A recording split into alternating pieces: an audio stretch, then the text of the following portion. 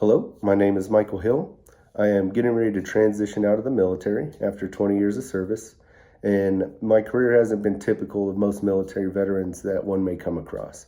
What separates me from most military veterans is we all join the military with a specific job. MOS is what they call it. Mine was in signals intelligence analyst.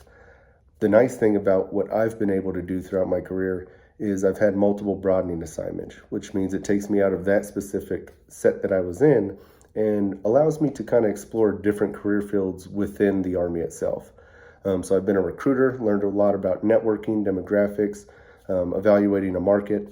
I've also become an equal opportunity advisor, where I took a long time going through that course to really dissect and realize different biases that I have and how to put them in a tool bag in order to help assist individuals with problems that they may be experiencing, and making sure that the military's equal opportunity program runs smoothly.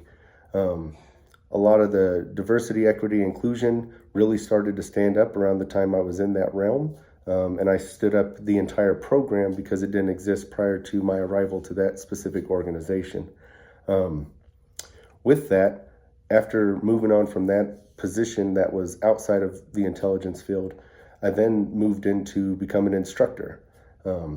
So I took in a lot of not only running, maintaining, and managing the programs, but also specifically instructing and rewriting new curriculum to help leadership schools throughout the military intelligence corps.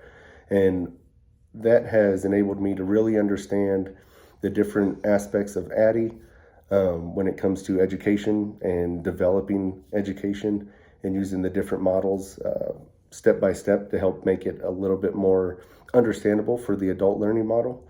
And then moving on from that, I took over as the career management NCO for all of the 35 November and Sierra jobs in the Army.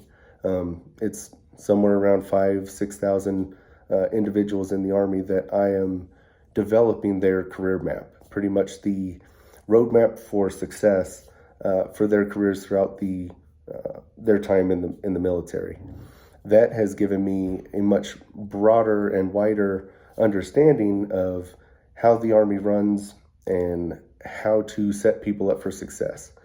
Throughout my entire 20 years, I've spent the entire time molding and creating a better leadership philosophy and a better way of getting people to buy in and really create a team.